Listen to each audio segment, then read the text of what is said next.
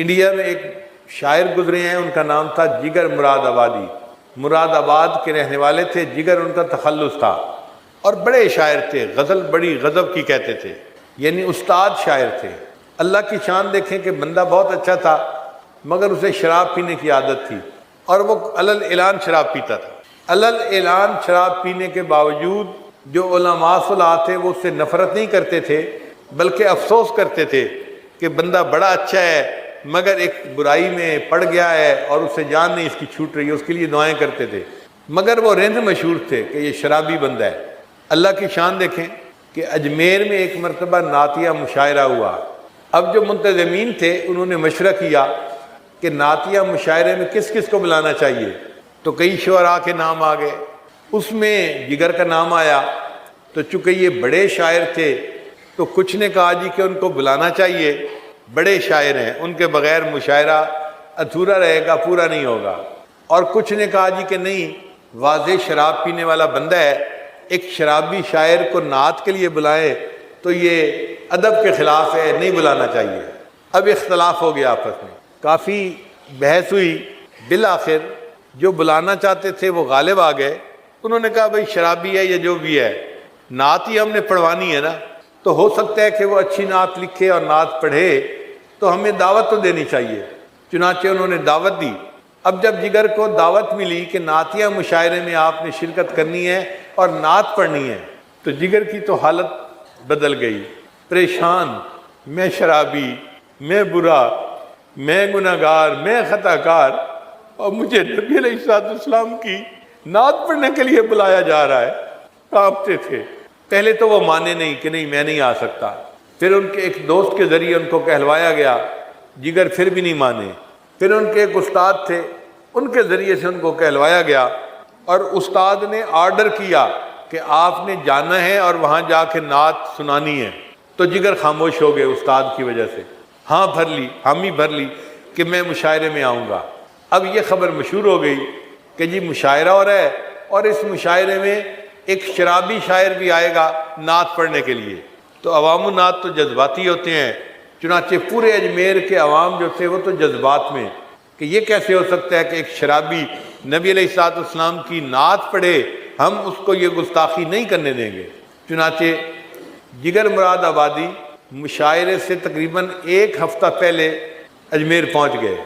لوگوں کا گمان تھا کہ جس دن مشاعرہ ہوگا جگر اس دن آئیں گے اور ہم ان کو روک دیں گے، نعت نہیں پڑھنے دیں گے۔ بعض نے پروگرام یہ بنایا تھا کہ وہ ریل سے سفر کریں گے، تو جب ریلوے اسٹیشن پر اتریں گے ہم وہیں پہ نعرے بازی کریں گے اور ان کو کہہ دیں گے کہ آپ نعت نہیں پڑھ سکتے، آپ شرابی ہیں، نبی علیہ السلام کی شان میں گستاخی مت کریں۔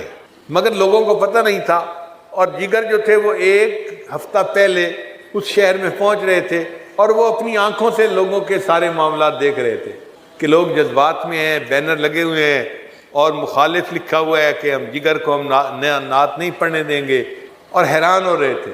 اب جگر مراد آبادی چاہتے تھے کہ میں نعت لکھوں، مگر نعت لکھنے بیٹھتے تھے اور بے اختیار غزل لکھ لیتے تھے، کیونکہ غزل کے میدان کے شہ سوار تھے نا، تو نعت لکھنے بیٹھتے تھے، غزل لکھ دیتے تھے، پھر کاٹتے تھے، پھر کاٹے ہوئے کو مزید ترمیم کرتے تھے، اور چاہتے تھے کہ میں نعت لکھوں، مگر نعت کا کوئی مصرع ہوتا ہی نہیں تھا۔ کئی دن وہ اسی طرح کوشش میں لگے رہے۔ بالآخر ایک ایسا بھی دن آیا کہ نعت کا ایک مصرع ہو گیا۔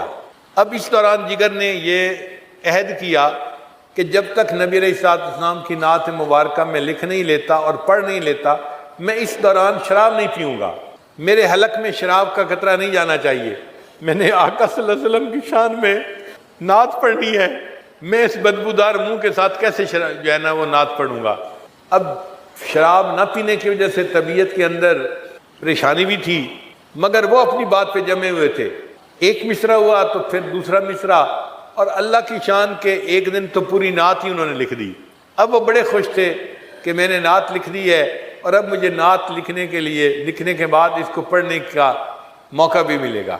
چنانچہ جس دن مشاعرہ ہونا تھا، جگر مراد آبادی نے غسل کیا اور اچھے کپڑے پہنے، اور مشاعرے کی طرف اس طرح چلے جیسے کوئی حاجی حج کرنے کے لیے چلتا ہے۔ خوش اس بات پہ تھے کہ ساری زندگی میں نے غزلیں لکھی ہیں، آج میں آقا صلی اللہ علیہ وسلم کی شان میں نعت لکھ کے اس کو پڑھنے کی سعادت پا رہا ہوں۔ اسٹیج پر پہنچ گئے، چنانچہ جو اسٹیج سیکرٹری تھا اس نے اعلان کیا کہ اب ہم رئیس المتغزلین حضرت جگر مراد آبادی کو نعت پڑھنے کی دعوت دیتے ہیں۔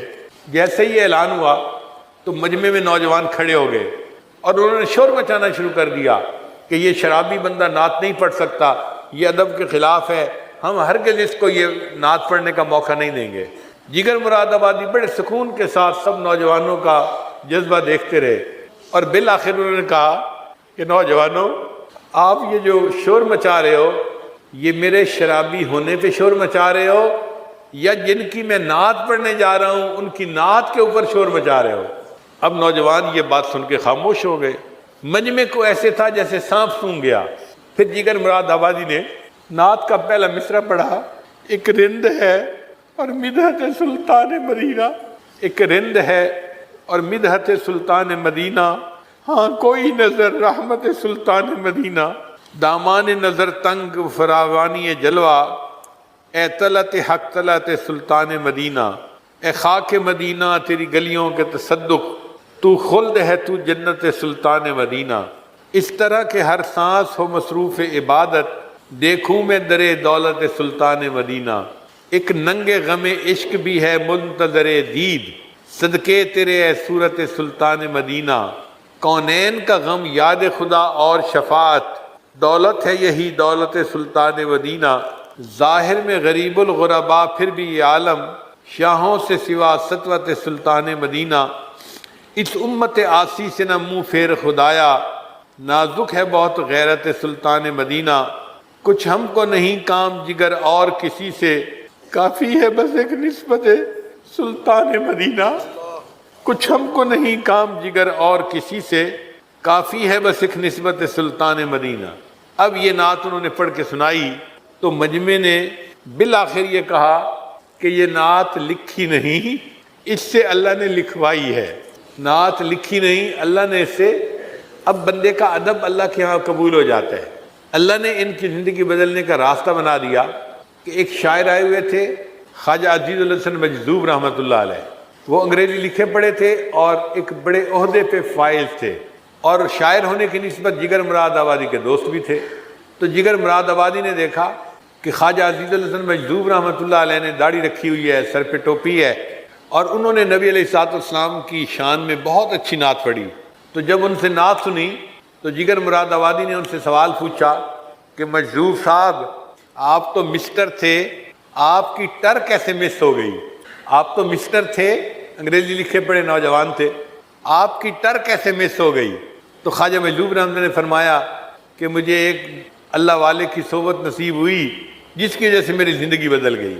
تو جگر مراد آبادی نے کہا کہ کیا میں بھی اس ہستی سے مل سکتا ہوں کہ جس نے آپ کی زندگی کو بدلا ہے؟ انہوں نے فرمایا ہاں، میں ان سے پوچھ کے آپ کو بتا دوں گا۔ ان کا تعلق تھا حضرت اقدس تھانوی رحمۃ اللہ علیہ سے۔ چنانچہ جگر مراد آبادی نے کہا کہ میں ان کو ملنے کے لیے آؤں گا، مگر مجھے شراب پینے کی عادت ہے، میں جس رات وہاں ٹھہروں گا وہاں بھی شراب پیوں گا، اگر یہ شرط قبول ہے تو میں آؤں گا ورنہ کہیں اور چلا جاؤں گا۔ خواجہ عزیز الحسن مجذوب رحمۃ اللہ نے حضرت اقدس تھانوی رحمۃ اللہ سے آ کے پوچھا کہ یہ شاعر آپ کی خدمت میں آنا چاہتا ہے مگر وہ یہ شرط لگا رہا ہے۔ حضرت اقدس تھانوی رحمۃ اللہ تو مردم شناس تھے، جانتے تھے کہ جگر کے اندر کتنی استعداد ہے۔ حضرت نے فرمایا کہ ان کو کہو کہ وہ ملنے کے لیے آئیں، میں ان کو خانقاہ میں نہیں ٹھہراؤں گا کیونکہ خانقاہ پبلک پلیس ہے، خانقاہ میں کوئی شراب نہیں پی سکتا، میں ان کو اپنے گھر ٹھہرا دوں گا اور وہ میرے گھر رہتے ہوئے جو چاہیں وہ کریں۔ گھر تو مومن کے کافر بھی آ کے رہ سکتا ہے تو اس کو بھی رہنے کی اجازت ہوتی ہے۔ تو حضرت تھانوی رحمۃ نے فرمایا کہ چونکہ میں گھر ٹھہرنے کا انتظام کروں گا تو گھر میں ان کو اختیار ہوگا، وہ جو کھانا پینا چاہیں وہ پی سکتے ہیں۔ چنانچہ ان کے لیے ایک صورت بھی نکل آئی۔ اب اللہ کی شان دیکھیں کہ جگر مراد آبادی حضرت تھانوی رحمۃ اللہ کو ملنے کے لیے آئے، حضرت سے ملاقات ہوئی تو ملاقات کے بعد جگر مراد آبادی نے کہا کہ حضرت میں دل میں 2 نیتیں لے کے آیا تھا کہ جب میں آپ کی ملاقات کروں گا تو 2 کام کروں گا۔ حضرت نے پوچھا کون سے؟ ایک کام تو یہ کہ میں اپنے چہرے پہ داڑھی سجاؤں گا، اور دوسرا کام یہ کہ میں آج کے بعد شراب نہیں پیوں گا۔ حضرت تھانوی رحمۃ اللہ خوش ہوئے اور دعائیں دیں، اور جگر مراد آبادی ایک مجلس کے بعد واپس اپنے گھر آ گئے۔ اب شرابی بندہ شراب یکدم چھوڑ دے تو بیمار ہو جاتا ہے، اس لیے ڈاکٹر لوگ کہتے ہیں کہ آہستہ آہستہ ٹیپر آف کرنی چاہیے۔ تو جگر مراد آبادی نے یکدم شراب پینا چھوڑ دی تو بیمار ہو گئے، بخار ہو گیا۔ اب بیماری میں لوگ ان کی عادت کے لیے آتے، تو جگر مراد آبادی نے اس کے اوپر بھی شعر بنایا، اپنی بیماری پر اور لوگوں کی عیادت کے لیے آنے پر بھی شعر بنایا۔ کیا شعر بنایا؟ چلو دیکھ آئیں تماشا جگر کا، چلو دیکھ آئیں تماشا جگر کا، سنا ہے وہ کافر مسلمان ہوا ہے۔ چلو دیکھ آئیں تماشا جگر کا، سنا ہے وہ کافر مسلمان ہوا۔ خیر بہت دن گزر گئے، ڈاکٹروں نے کہا بھی صحیح کہ آپ نے یکدم شراب چھوڑ دی اس لیے بیمار ہو گئے۔ تو جگر مراد آبادی نے جواب دیا کہ اب میری بیماری کا آخر انجام کیا ہے، میں مر جاؤں گا نا۔ ہماری زندگی کا وقت محدود ہے، قیمتی ہے۔ اللہ رب العزت نے قرآن مجید میں زمانے کی قسم کھائی ہے۔ مفسرین نے لکھا اس سے وقت کی قدر و قیمت کا ثبوت ملتا ہے۔ اللہ کے پیارے حبیب صلی اللہ علیہ وسلم نے فرمایا، نعمتان مغبون فیہما کثیر من الناس، دو نعمتیں ایسی ہیں کہ جن میں بہت سے لوگ دھوکہ کھا لیتے ہیں۔ الصحہ والفراغ، ایک صحت اور دوسرا فرصت، یعنی صحت اور فرصت کو مس یوز کرتے ہیں، صحیح یوز نہیں کرتے، اس کی بے قدری کرتے ہیں۔ صحت کے بارے میں تو پہلے بیان ہو چکا، آج وقت اور فرصت کے بارے میں بیان ہے۔ نبی علیہ السلام نے ارشاد فرمایا، 5 چیزوں کی قدر کرو 5 سے پہلے، زندگی کی قدر کرو موت سے پہلے، جوانی کی قدر کرو بڑھاپے سے پہلے، صحت کی قدر کرو بیماری سے پہلے، مال کی قدر کرو غربت سے پہلے، اور فرصت کی قدر کرو مشغولی سے پہلے۔ تو کسی آدمی کو اللہ رب العزت اگر فرصت کا وقت عطا فرمائیں تو یہ اللہ تعالیٰ کی نعمتوں میں سے ایک بڑی نعمت ہے۔ یہ تو شرعی دلائل تھے، وقت کی اہمیت کے اوپر عقلی دلائل بھی ہیں۔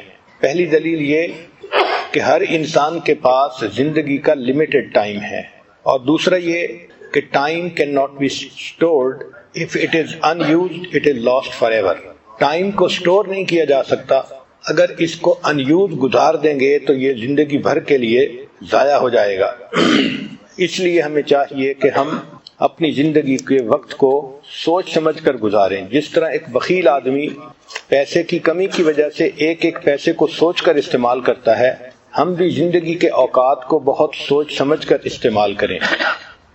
تاریخ انسانیت میں جتنے لوگ بھی دنیا میں آئے، اگر ان کی زندگیوں پر غور کریں تو ادھوری زندگی نظر آئے گی۔ مثال کے طور پہ بڑے بڑے بادشاہ گزرے، لیکن جب وہ مرے تو لوگوں نے کہا کہ انہوں نے عوام کے لیے بہت کچھ کیا، اور بھی کرنا چاہتے تھے مگر زندگی نے وفا نہ کی، یعنی ادھوری زندگی۔ بڑے بڑے جرنیل آئے، دنیا کو فتح کیا، لوگوں نے مرنے کے بعد کہا کہ انہوں نے اپنی فتوحات کے جھنڈے گاڑ دیے، ان کے ارادے اور بھی کام کرنے کے تھے مگر وقت نے اجازت نہ دی اور یہ دنیا سے چلے گئے، یعنی وہ بھی ادھوری زندگی۔ بڑے بڑے مصنفین آئے، انہوں نے بڑی کتابیں لکھی، مرنے کے بعد حالات زندگی میں لکھا گیا کہ ان کا ارادہ اور عنوانات پہ بھی لکھنے کا تھا مگر وقت نے اجازت نہ دی، یعنی وہ بھی ادھوری زندگی۔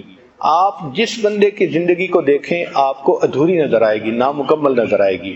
تاریخ انسانیت میں ایک زندگی ایسی ہے جو 100% کامیاب اور 100% مکمل زندگی، اور وہ ہے ہمارے آقا اور سردار حضرت محمد مصطفیٰ احمد مجتبی صلی اللہ علیہ وسلم کی۔ چنانچہ آپ صلی اللہ علیہ وسلم نے حجۃ الوداع کے موقع پہ رات کے اندھیرے میں نہیں، دن کی روشنی میں، جنگل کے ویرانے میں نہیں، 1,25,000 لوگوں کے مجمع میں پوچھا، اے لوگو، میں جس مقصد کو دنیا میں لے کر آیا تھا کیا میں نے اس مقصد کو پورا کر دیا؟ اور لوگوں نے جواب دیا کہ اللہ کے حبیب ادیت الامانہ، آپ نے امانت کو پہنچا دیا۔ اور نبی علیہ السلام نے انگلی اٹھا کر کہا، اے اللہ آپ اس بات کے اوپر گواہ رہیے گا۔ گویا نبی علیہ السلام کی وہ زندگی ہے کہ جو کامل زندگی، یہ نہیں کہ آبجیکٹو اچیو نہیں ہوا، جس مقصد کے لیے آئے تھے اللہ نے اس مقصد کو پورا کروا دیا اور پورا کرنے کی توفیق عطا فرما دی۔ تو تاریخ انسانیت میں کامل اور مکمل زندگی نبی علیہ السلام کی ہے۔ آئیے ہم بھی اسی زندگی سے روشنی حاصل کریں کہ ہمیں اپنی زندگی کس طرح سے گزارنی چاہیے۔ اللہ کے حبیب صلی اللہ علیہ وسلم وقت کی بہت قدر فرماتے تھے، چنانچہ آپ صلی اللہ علیہ وسلم نے اپنے ٹائم کو تقسیم کیا ہوا تھا، ڈیلی بیسس پر اور ویکلی بیسس پر۔ ڈیلی بیسس پر 5 نمازوں میں تقسیم کیا تھا، جو کام کرنا ہوتا تھا ایک نماز سے دوسری نماز کے درمیان کیا جاتا تھا، اور ویکلی بیسس پر اس طرح کہ آپ صلی اللہ علیہ وسلم منڈے ٹیوزڈے کا روزہ رکھا کرتے تھے، اور ویڈنسڈے کا دن مدینہ کی عورتوں کے لیے آپ صلی اللہ علیہ وسلم خطبہ فرماتے تھے، بیان فرماتے تھے۔ امہات المومنین کو پڑھانے کے لیے جو خاتون آتی تھیں وہ منڈے کے دن آیا کرتی تھیں، تو گویا پورے ویک کی ایک تقسیم تھی جس پر زندگی گزر رہی تھی۔ پھر اللہ کے حبیب صلی اللہ علیہ وسلم اپنے کام میں ایک شیڈول بنا لیتے تھے، دن کا الگ، رات کا الگ۔ آپ صلی اللہ علیہ وسلم کی رات کو دیکھیں تو آپ صلی اللہ علیہ وسلم کی رات 3 حصوں میں تقسیم ہوتی تھی۔ ایک حصہ فیملی ٹائم ہوتا تھا، دوسرا حصہ سونے کے لیے تھا، اور تیسرا حصہ اللہ کی عبادت کے لیے، تہجد کے لیے تھا۔ آپ صلی اللہ علیہ وسلم فجر کے بعد صحابہ کے ساتھ مجلس فرمایا کرتے تھے اور ان کے ساتھ بیٹھ کر حالات پر گفتگو فرماتے تھے۔ پھر آپ صلی اللہ علیہ وسلم دوپہر کو جب کھانا کھاتے تھے تو اس کے بعد تھوڑی دیر کے لیے قیلولہ فرماتے تھے۔ یہ قیلولہ بھی انسانی زندگی کے کاموں کے تکمیل میں بہت فائدہ مند ہے۔ آپ صلی اللہ علیہ وسلم نے دن کے وقت کو 3 حصوں میں تقسیم کیا تھا۔ ایک میں آپ صحابہ کی اسپرچول ڈیولپمنٹ، ان کو دین سکھاتے تھے، ان کو روحانی طور پہ ترقی دیتے تھے۔ دوسرا گھر والوں کے ساتھ بھی کچھ وقت گزرتا تھا فیملی افیئرز میں، اور تیسرا آنے والے جو لوگ ہوتے تھے ان کے ساتھ وقت گزرتا تھا، ان کو دین سکھانا، سوشل افیئرز میں وقت گزرتا تھا۔ چنانچہ آپ صلی اللہ علیہ وسلم کی زندگی میں نماز مرکز تھی اور باقی ایکٹیویٹیز نماز کے ارد گرد ہوتی تھیں۔ آپ صلی اللہ علیہ وسلم جس طرح دن کے اور ہفتے کے ایونٹس کو پلان فرماتے تھے، اس طرح سالانہ ایونٹس کو بھی پلان فرماتے تھے۔ چنانچہ حج کے موقع پہ آپ صلی اللہ علیہ وسلم نے حضرت ابوبکر صدیق لانو کو امیر بنا کر بھیجا، اور دوسرے سال آپ صلی اللہ علیہ وسلم خود تشریف لے گئے۔ کئی صحابہ کو دین سکھانے کے لیے اللہ کے حبیب صلی اللہ علیہ وسلم نے بھیجا، جیسے معاذ ابن جبل لانو کو یمن کی طرف معلم بنا کر بھیجا۔ آپ صلی اللہ علیہ وسلم صحابہ کو وعظ و نصیحت بھی فرماتے تھے، وعظم بلیغا، بہت پر اثر وعظ فرماتے تھے، مگر عجیب شان ہے کہ یہ وقت کے حساب سے بہت مختصر وعظ ہوتے تھے۔ ان کی ڈیوریشن 10 منٹ کے آگے پیچھے ہوتی تھی، اور بعض اوقات تو 3 سے 5 منٹ کا خطبہ ہوتا تھا۔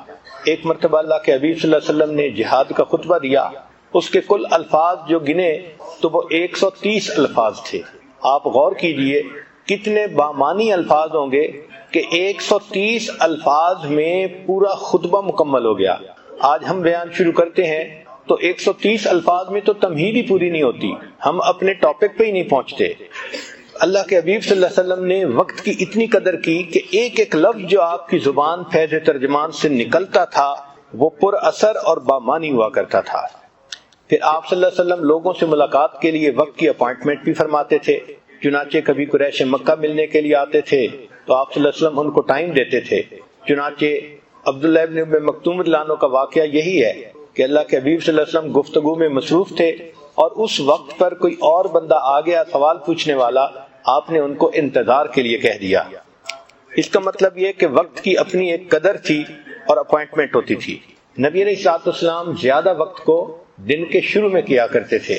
چنانچہ نبی علیہ السلام نے دعا مانگی، اللہم بارک لامتی فی بکورہا، اے اللہ میری امت کے لیے دن کے ابتدائی حصے میں برکت ڈال دیجئے۔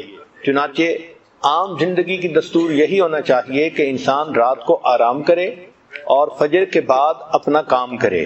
ایک مرتبہ سیدہ فاطمہ الزہرا اللہ عنہا فجر کے بعد آرام کر رہی تھی تو اللہ کے حبیب صلی اللہ علیہ وسلم نے فرمایا کہ فاطمہ فجر کے بعد تم جاگا کرو، اللہ تعالیٰ اس وقت رزق تقسیم فرماتے ہیں۔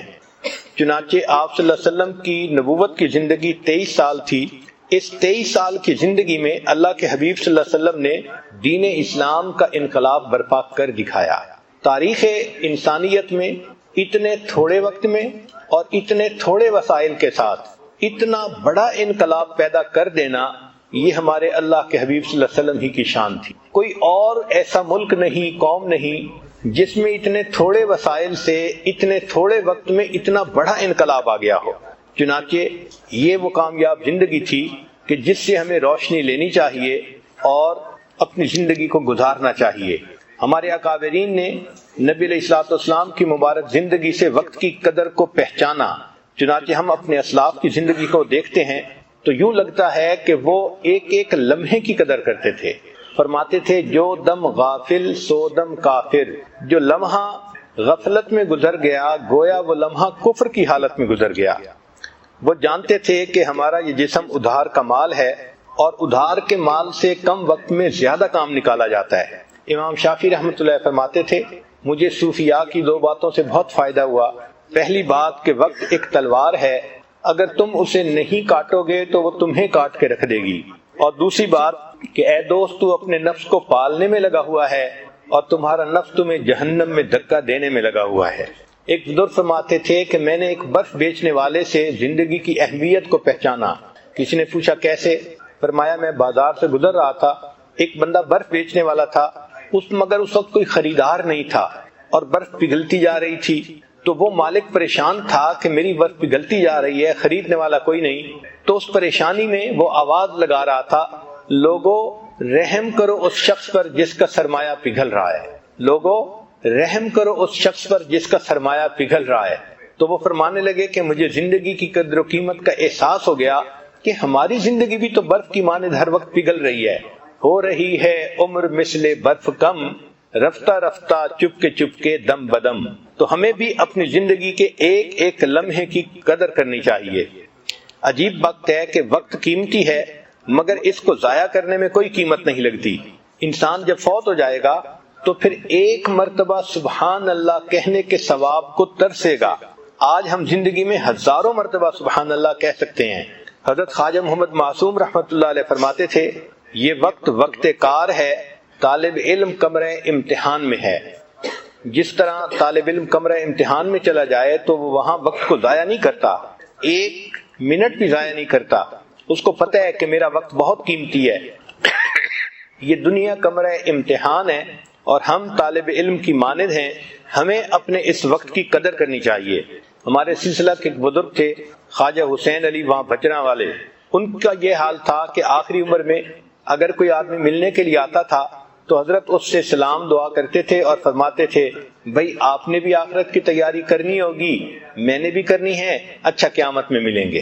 ہر آنے والے کو یہی کہتے تھے بھائی آپ نے بھی تیاری کرنی ہوگی، میں نے بھی تیاری کرنی ہے، اچھا ہم آخرت میں ملیں گے۔ تو ہمارے اکابر نے اپنے آپ کو خوب مصروف رکھا دین کے کام میں، عبادت میں۔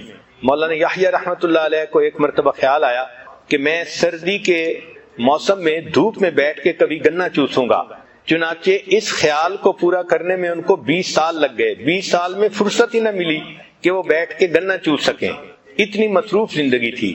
امام نووی رحمۃ اللہ علیہ ریاض الصالحین جنہوں نے لکھی، وہ 24 گھنٹے میں صرف ایک مرتبہ کھانا کھاتے تھے اور باقی کھانے کا وقت بچا کے بھی اپنے علمی کام میں لگا دیا کرتے تھے۔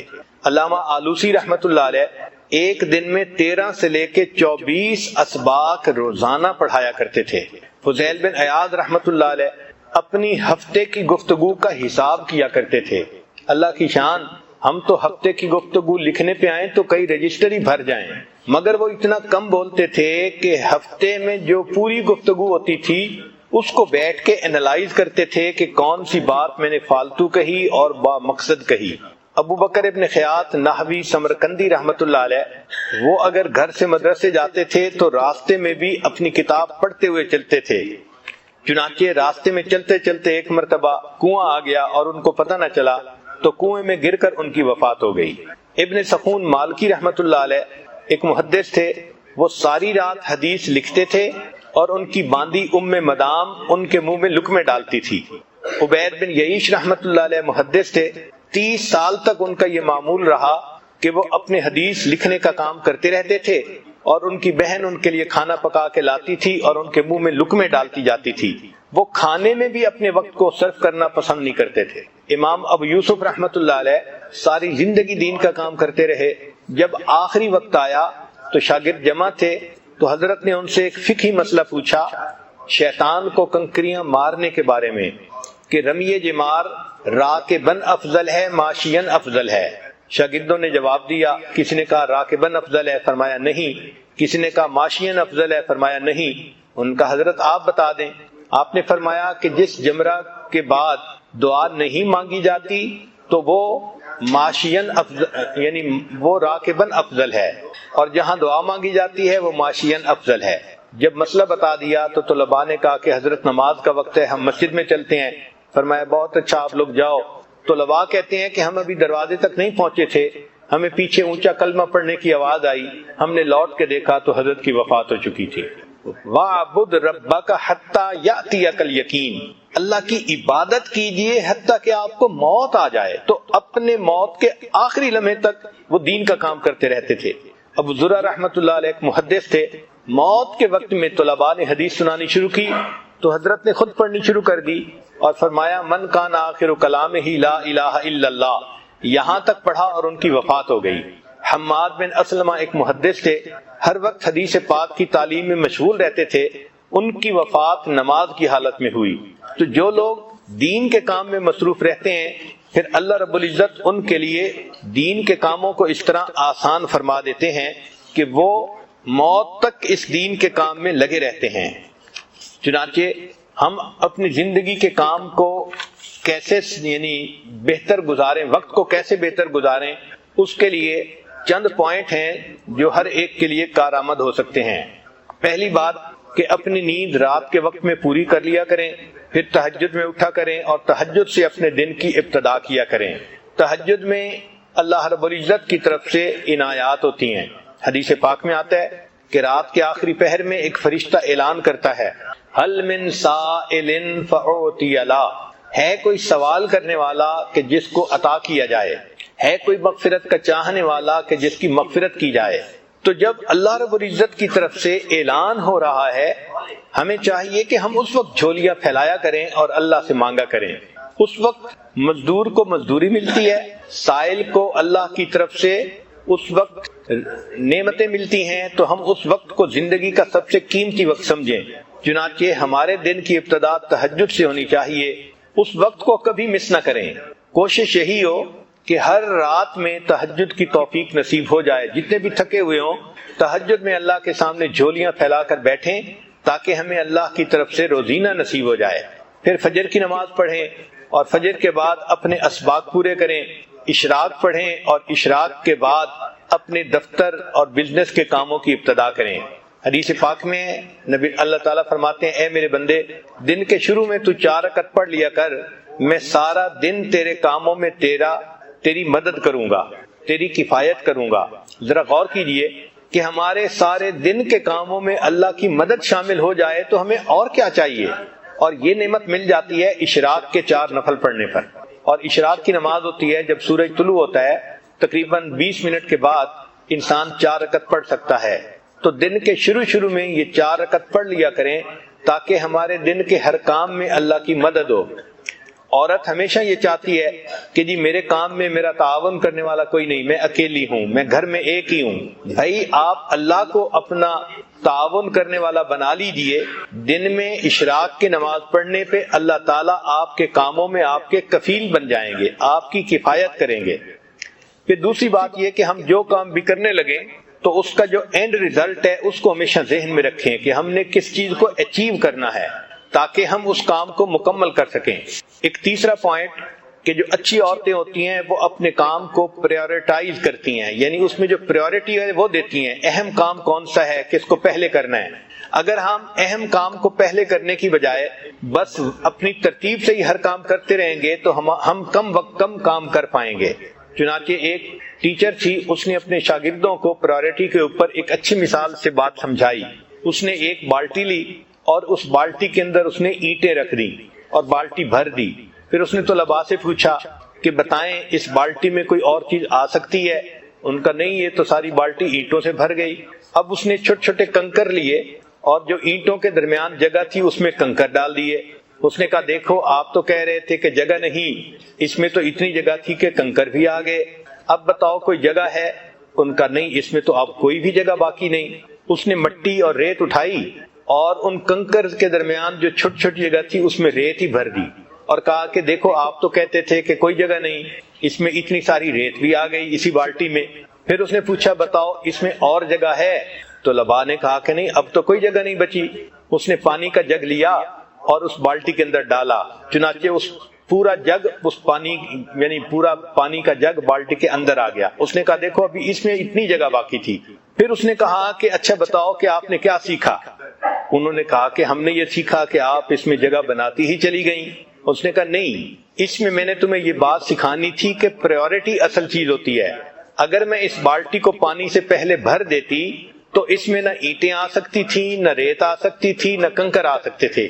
میں نے پہلے اینٹیں ڈالی، پھر اس کے بعد کنکر ڈالے، پھر اس کے بعد ریت ڈالی، پھر پانی ڈالا، تو یہ ساری چیزیں آ گئیں۔ تو ہمارے وقت کی بھی یہی مثال ہے کہ اگر ہم پریورٹی کے بغیر کام کرنے لگیں گے تو کام نہیں کر سکیں گے، اور اگر پریورٹائز کر لیں گے تو دیکھیں ایک کام کے اندر دوسرے کا وقت نکل آئے گا، دوسرے کے اندر تیسرے کا، اور ہم کئی سارے کاموں کو ایک وقت میں کر سکیں گے۔ آج ہماری زندگی کا ایک بڑا مسئلہ ہے کہ ہم وقتی کاموں کے پیچھے لگ کے اصلی کاموں کو بھول جاتے ہیں۔ اصلی کاموں کو کہتے ہیں امپورٹنٹ ورک، اور وقتی کاموں کو کہتے ہیں ارجنٹ ورک۔ جس عورت کو دیکھو ارجنٹ ورک میں لگی ہوتی ہے، امپورٹنٹ کام کو بھول جاتی ہے۔ چنانچہ ہماری توجہ ساری کی ساری ارجنٹ کاموں پہ ہوتی ہے، اس لیے کہ وہ نظر آتے ہیں، اور جو امپورٹنٹ کام ہوتے ہیں وہ کئی دفعہ فوری نظر نہیں آتے۔ مثلاً اپنے مقصد کو سامنے رکھنا یہ امپورٹنٹ کام ہے، اور وقتی ضرورت کے پورا کرنا یہ ارجنٹ کام ہے۔ وقتی کاموں میں سے کال اٹینڈ کرنا یا سیل لگی ہوئی ہے وہاں سے کچھ شاپنگ کرنا یہ وقتی کام ہے، اور جو امپورٹنٹ کام ہے وہ ہے بچوں کی تربیت کرنا، خامن کو خوش رکھنا، گھر کے کاموں کو پورا کرنا، اپنے نفس کا تزکیہ کرنا، یہ امپورٹنٹ کام ہے۔ اب ہوتا کیا ہے کہ ارجنٹ کاموں میں لگ کے عورتوں کو نماز کی بھی فرصت نہیں ملتی، گویا امپورٹنٹ کاموں کو بھول جاتی ہیں۔ سکسیسفل پرسن وہ ہوتا ہے جو امپورٹنٹ کاموں کو یاد رکھتا ہے اور ان کو بھولتا نہیں۔ چنانچہ 3 لفظ یاد رکھیے، 3 سٹیپ ہیں کامیاب زندگی کے: اپنے کاموں کو پریورٹائز کرنا، دوسرا ان کو آرگنائز کرنا، اور تیسرا زندگی میں ایک ڈسپلن پیدا کرنا۔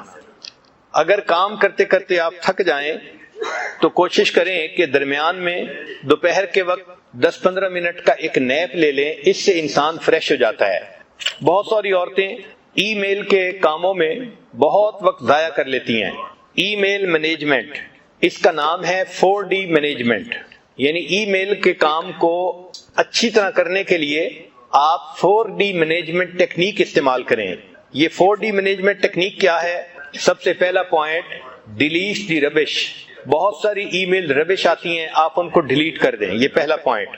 اور دوسرا، ڈو دی ارجنٹ، جو ارجنٹ ای میل ہے اس کا فوری جواب دے دیں۔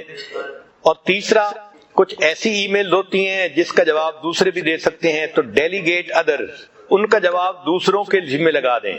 اور چوتھا ہے ڈیفر، ان جو لمبی باتیں ہیں اور ٹائم ٹیکنگ ہیں ان کو آپ ڈیفر کر سکتے ہیں کہ فرصت کے وقت میں اس کا جواب دوں گی۔ تو delete, rubbish, do the urgent, delegate to others اور ڈیفر دی ٹائم ٹیکنگ، اگر یہ 4 اصول یاد رکھیں گی تو جتنا ای میل کا وقت ہے آپ کا وہ بہت ایفیکٹو گزر جائے گا۔ لمبے کاموں کو چھوٹے حصوں میں تقسیم کریں اور چھوٹے چھوٹے حصوں میں تقسیم کر کے اس کام کو کرنے کی کوشش کریں۔ طبیعت نہ بھی چاہے تو بھی 10 منٹ کا کام آپ مکمل کر لیں۔ پھر روزانہ ایویلیویٹ کیا کریں کہ میں نے آج کے دن کا کام کیسے نکالا اور میں نے کتنا کام مکمل کیا۔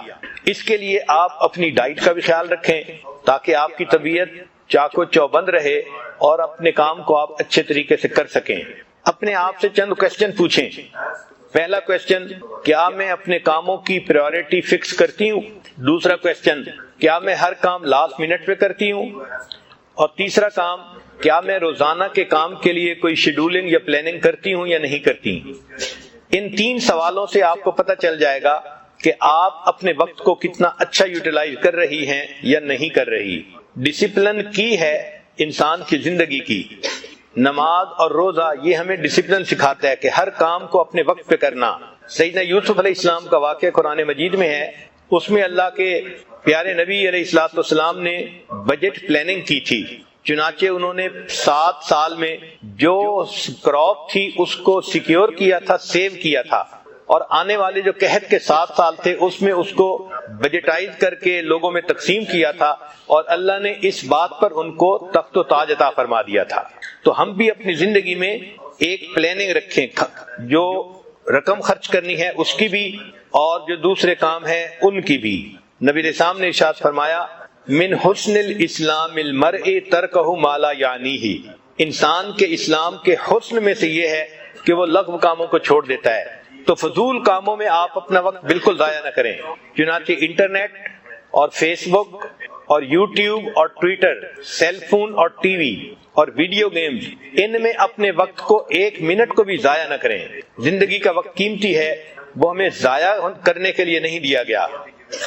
اور جو معمولی کام ہو ان کو نو کہنے کی عادت ڈال دیں، یہ نہ ہو کہ معمولی کاموں میں لگ کے آپ مقصد کو بھول جائیں۔ You will never find time for everything. If you want, you should have to seek your time. ہمیں اپنا وقت نکالنا پڑے گا اچھے کاموں کے لیے۔ چنانچہ ہر کام کو اگر آپ بسم اللہ سے کریں گی، جو اچھے کام ہیں، تو بسم اللہ سے کام میں برکت آ جاتی ہے، تھوڑے وقت میں زیادہ کام ہو جاتا ہے۔ اگر ایک عورت ہاؤس وائف ہے اور وہ گھر کے ہی کام کرتی ہے تو اس کے لیے بھی کچھ پوائنٹ ہیں جو ذہن میں رکھیں۔ پہلا نمبر کہ وہ ملٹی ٹاسکنگ کی عادت ڈالے۔ ملٹی ٹاسکنگ کہتے ہیں ایک وقت میں کئی کام کرنے۔ مثلا اگر وہ کچن میں ہے تو ایک وقت میں 2 سالن پکا لینا، 3 سالن پکا لینا، اس میں وقت کم لگتا ہے۔ ایک کے بعد دوسرے کو پکائیں تو وقت بہت زیادہ لگتا ہے۔ اسی طرح کھانا پکانے کے دوران سورہ یاسین پڑھ لینا، قرآن پاک کی تلاوت کر لینا، یہ بھی ملٹی ٹاسکنگ ہے۔ کار میں بیٹھے ہوئے اگر بچوں کو لینے کے لیے اسکول جا رہی ہیں تو اس وقت جاتے ہوئے درود شریف پڑھنا اور واپس آتے ہوئے استغفار پڑھنا، یہ بھی ملٹی ٹاسکنگ ہے۔ یعنی ایک وقت میں آپ 2 کام کر رہی ہیں اور اس طرح آپ اپنے وقت کو زیادہ ایفیکٹو بنا رہی ہیں۔ دوسرا پوائنٹ کہ کچن کے کاموں میں اور دوسرے کاموں میں بچوں کی ہیلپ ضرور لیا کریں۔ اگر بچوں کو سکھا دیا جائے کہ کون سا کام کیسے کرنا ہے تو پھر بچے اس کام کو بڑا آرام سے کرتے رہتے ہیں۔ مثال کے طور پہ اگر 4 سال کی بچی ہے، اس کو اگر سبزی کاٹنے کا سکھا دیا جائے تو بڑے آرام سے وہ سبزی کاٹتی رہتی ہے۔ یا کوئی اور ایسا کام جو بار بار کرنا ہے تو بچے ایسا کام کر کے خوش ہوتے ہیں۔ بہت ساری عورتیں بچوں سے ہیلپ نہ لے کے اپنا وقت کا نقصان کر لیتی ہیں۔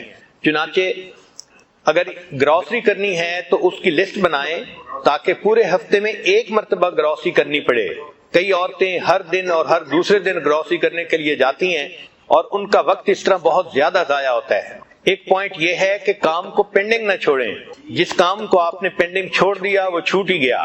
مثلا دسترخوان لگا ہے، اب اس کو یہ نہیں کہ میں شام کو سمیٹ لوں گی، اسی وقت اس کو سمیٹیں۔ یہ بھی غور کریں کہ اگر آپ کپڑوں کو استری کر رہی ہیں تو ان کپڑوں کو کریں کہ جن کو کرنے کی ضرورت ہے۔ اب مثلا آپ نے اگر کوئی ایسا لباس پہننا ہے جو اندر پہنتے ہیں، جیسے مردوں کے لیے ان کی ویسٹ کوٹ ہوتی ہے، تو ویسٹ کوٹ کو استری کرنے پہ ٹائم لگا دینا، یہ ٹائم کو ضائع کرنے والی بات ہے۔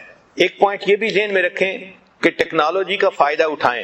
چنانچہ صفائی میں ویکیوم کلینر کا استعمال کرنا، یا کچن میں ڈش واشر کا استعمال کرنا، یا کپڑے دھونے کے لیے واشنگ مشین کا استعمال کرنا، یہ چیزیں انسان کے وقت کو بچا لیتی ہیں۔ پھر اگر اللہ تعالیٰ نے وسائل دیے ہیں تو میڈ کے ذریعے سے اپنے گھر کے کاموں میں ہیلپ حاصل کریں تاکہ آپ کا وقت فارغ ہو سکے اور اس میں آپ بہتر کام کر سکیں۔ روزانہ مراقبہ کرنا اس لیے ضروری ہے کہ اس سے انسان کے ذہن سے سٹریس کنڈیشن ختم ہو جاتی ہے، ذہن فریش ہو جاتا ہے اور آدمی پروڈکٹیو بن جاتا ہے۔ کام کو ٹالنے کی عادت نہ ڈالیں، کام وہی جس کو آپ اسی وقت کر لیں۔ Secret of your future is hidden in your daily routine.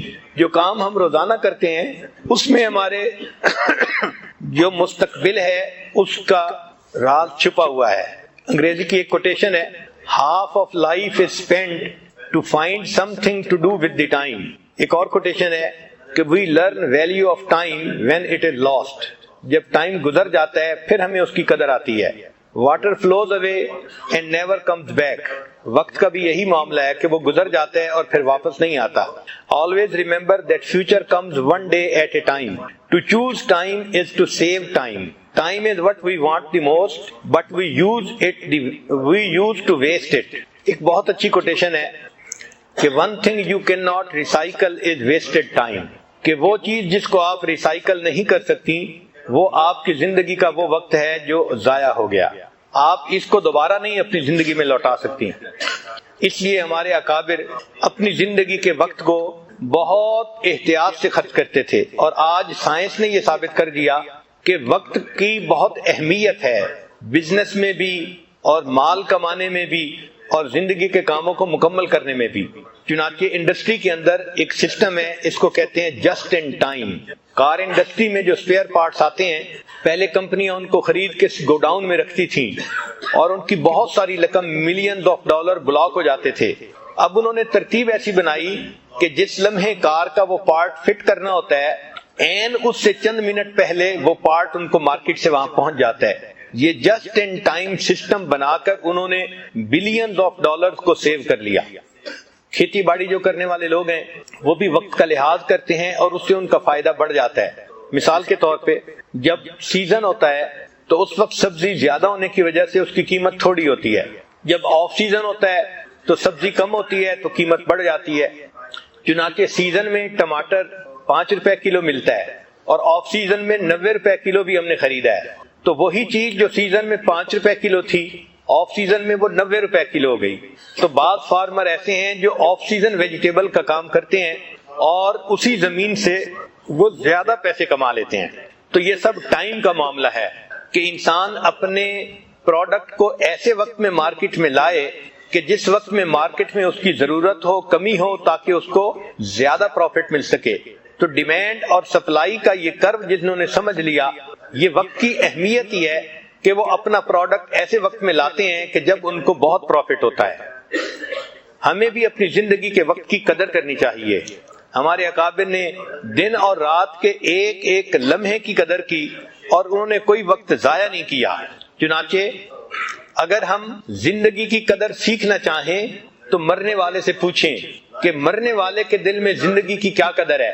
اتنا اس کے دل میں افسوس ہوتا ہے، کاش میں نے اپنی زندگی کا ٹائم اچھا گزارا ہوتا۔ اس لیے قرآن مجید نے کہا کہ مرنے والا کہتا ہے رب ارجعون، اے اللہ مجھے واپس لوٹا دیجئے، ایک موقع اور دے دیجئے، اب میں بڑی اچھی زندگی گزاروں گا۔ کلا، فرمایا ہرگز نہیں، یہ تو ایک ہی موقع ہے جو ہم ہر بندے کو دیتے ہیں۔ تو زندگی کی قدر و قیمت سیکھنی ہو تو مرنے والوں سے اس کی بات قدر پوچھو۔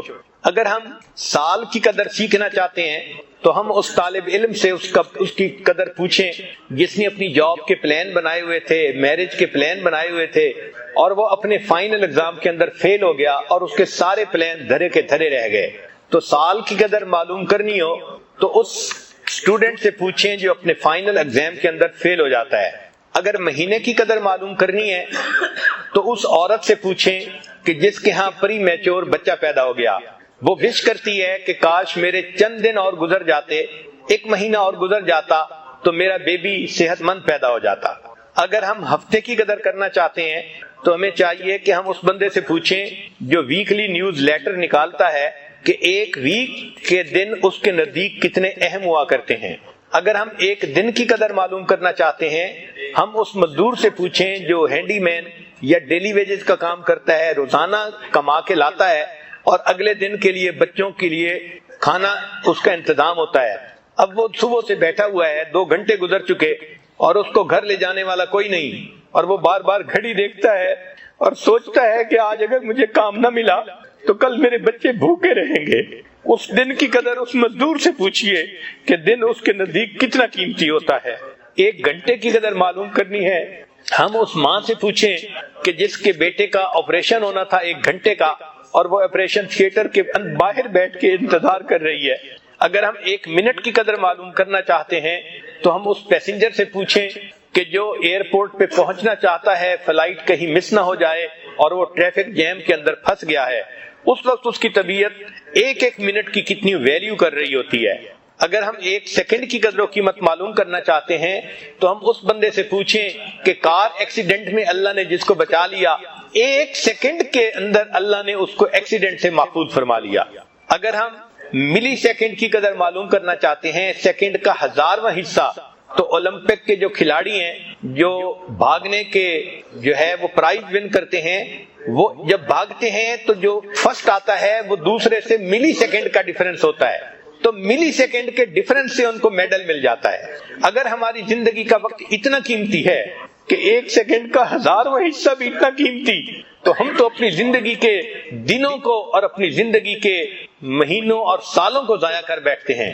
چنانچہ اگر کوئی اللہ کا ولی بتائے کسی عورت کو کہ تمہاری زندگی کے 10 سال کم کر دیے گئے، اس کو کتنا افسوس ہوگا، اوہو میری زندگی کے 10 قیمتی سال کم کر دیے گئے، وہ بیچاری افسوس سے پریشان ہو رہی ہوگی۔ اور وہی عورت فارغ رہ کر اور لمبا سو کر اپنی زندگی کے 20 سال گزار دیتی ہے، ویسٹ کر دیتی ہے، اور اس کو اس کا احساس نہیں ہوتا کہ میں نے زندگی کے 20 سال گزار دیے۔ چنانچہ ہمیں چاہیے کہ ہم وقت کی قدر کریں۔ آج ہم چاہیں تو اپنے رب کو منا سکتے ہیں، اس سے زیادہ اور وقت کی قدر کیا ہو سکتی ہے کہ ہم نے پوری زندگی میں جو بھی گناہ کیے ہیں، ہم اگر ایک لمحے میں توبہ کر لیں، ہمارے سارے گناہ معاف بھی ہو سکتے ہیں، ہمارے سارے گناہ نیکیوں میں بھی تبدیل ہو سکتے ہیں۔ اس سے بڑی وقت کی اور قدر و قیمت کیا ہو سکتی ہے؟ اللہ تعالی ہمیں اپنے وقت کو صحیح قدردانی کے ساتھ گزارنے کی توفیق عطا فرمائے۔ وآخر دعوانا ان الحمد للہ رب العالمین۔